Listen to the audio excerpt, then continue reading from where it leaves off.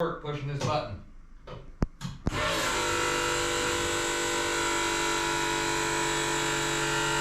Here we go.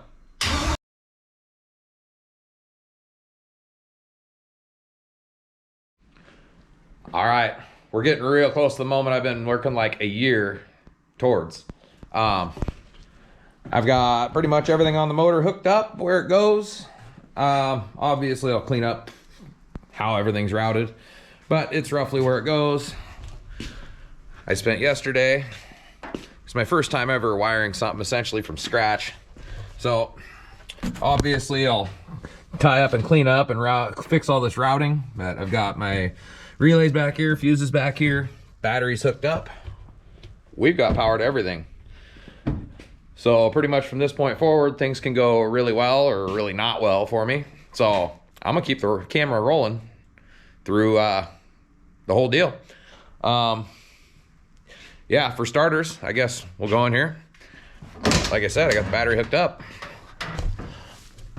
We'll hit the old power switch and see what happens. Oop, I don't have that screwed in yet. Oop, the Holly's on.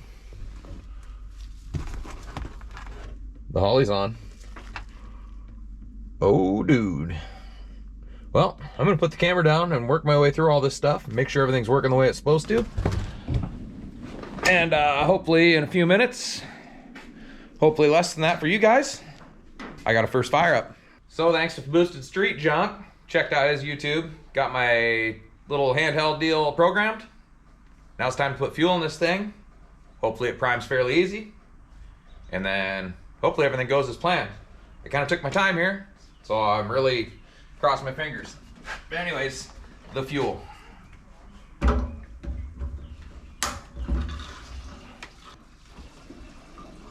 Oh, God, I hate these gas cans.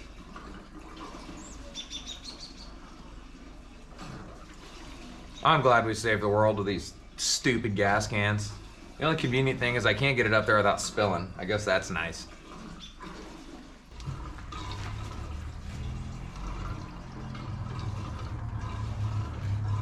Well, I see no leaks underneath. So, that's great.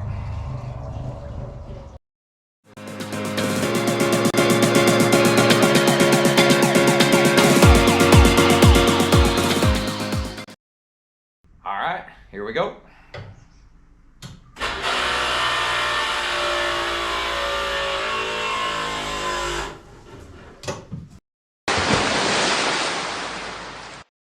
Yep, we got leaks. The injectors are fucking leaking. Well, every single one pretty much. Well, got a lot of leaky injectors. I don't know what that's about. They didn't feel real tight when I slid them into the fuel rail. So, I guess we start researching that, figure out what the problem is. All right, got the fuel rail back in, injectors in. One last fuel line, we cut the camera back on. Get this guy cranked down tight.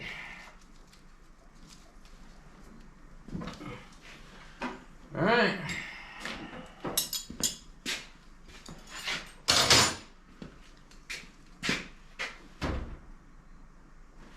Injectors are all on. They feel good. I'll hit the ignition again.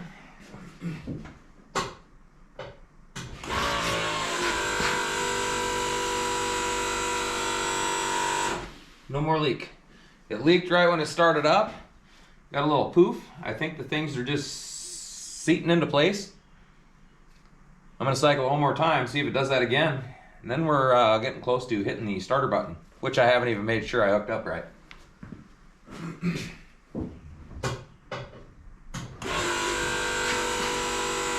Now, we're good. All right, there's a lot of variables here. Like, I don't even know if the starter button works. The starter button works. Yeah, I don't know. I don't know a lot of things. The motor could be assembled wrong. There's all sorts of variables here. This is like a year's work pushing this button.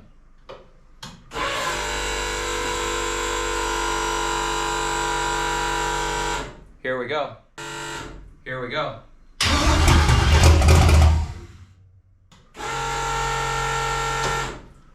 Thought I heard noise, but maybe it was the exhaust.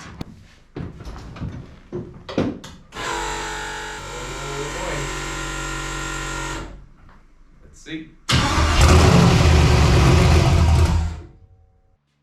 So after a million starts and dies, I ended up calling out the wife, hit the starter button, and I could keep it running because I don't have a throttle cable on there yet. No, I'm not revving it as much as it sounds. So...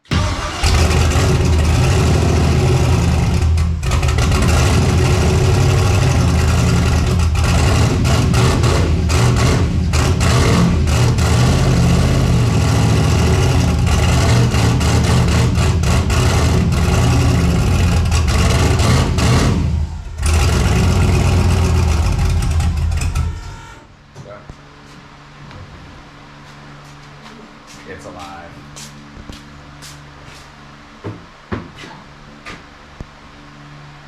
So there went the wife. She's a little camera shy, but it's a runner.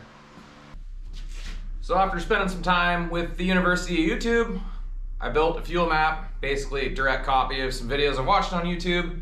And now is the moment of truth where we see if this thing will actually start and idle and seem all right. I'm not sure if I caught it in the original footage of my startup, but it would start, die, start, die. If I could keep it running, it was running really rich. AFR said like 35.6, 34.6, and I got a little bit of backfiring out the intake, so hopefully that's all good. Let's hit the start button and see what happens.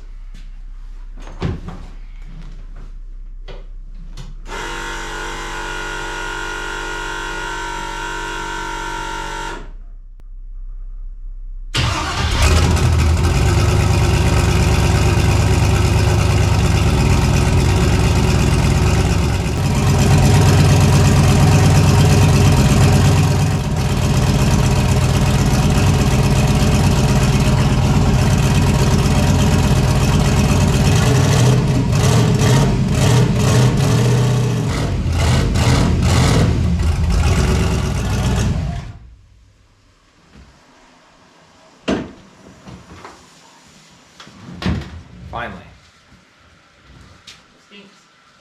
It's still rich, but it's not freaking insanely rich. It runs better. So I've got this hot rod running, and like always on every project I've ever done in my life, when you first start it, there's issues. So the first issue I'm handling right now is I've got the water pump pulled off because there's these spacers, yoink, that went in here, and there was no gasket on one side. One side on the water pump, oop, there's no ring, but back here on the, well, not on the water pump, on the motor side of this, there's an O-ring, but on the pump side, there's no O-ring, and it was just a nice machine finish, but I had one perfect jet stream of water, and it's left the residue there. So, we're fixing the water pump leak. I just got rid of the spacers that were in there, because I don't know what those are for, maybe for other applications that aren't GM, maybe to get around a timing cover, or I don't know. But I don't need them. So I should have looked, but I didn't, and here we are. And then underneath, I've got water everywhere now, but I had a little bit of ATF in the back and the front of the tranny. Well, I never siliconed the reverse servo housing. I think I just set it on there, and well, it was leaking, so. Actually, I didn't silicone that either. I gasketed that, got that tight. That leak should be done. And then I bought like a Dorman rear timing cover or rear cover off Amazon, of course, because I'm good at that. And well, it leaks. So I've got a leaky rear main, I believe. So got a few leaks going here. Gonna fix a few leaks, but yeah, it runs. Did a little tuning the other day, like we just showed, I believe. And yeah, I got it where it idles decent. It's still running like 17 to 20 AFR, which is a little on the rich side. But it's runnable, and it wasn't runnable when I first started it. It was just pegging the wideband. So anyways, I'm gonna get this water leak fixed. I might run it again and play a little more with the Terminator X stuff. But anyways, let's get to it. So we're back to ground zero, or where I think we were the other day. This thing has been an exercise in patience and time, and well, here we are. What I did is I ended up, the factory GM sensor didn't work, the Terminator X. Well, guess what? Around here we don't have shops that have any cool parts. So what I did was I took an M16 by 1.5 bolt and I drilled through the center of it, and then I shortened it up so it would go in there, put the crush washer on it, and then drilled and tapped it for 8th NPT. So now we should have oil pressure. I just got my tranny put back in because my rear main, which is brand new, was leaking, and my front input on my tranny, my converter seal, was leaking, which I knew that. I just forgot to put a friggin' seal in it before I put it together, so that was my fault. The rear main, that's frustrating, but either way I had to be in there.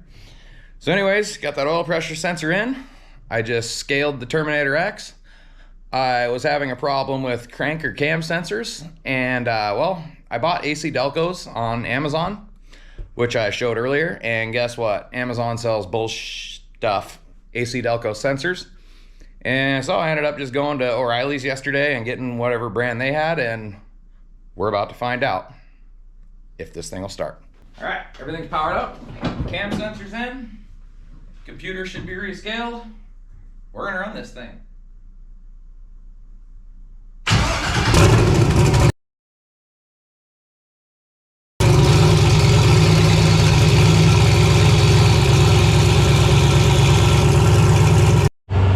So this thing's really friggin' loud.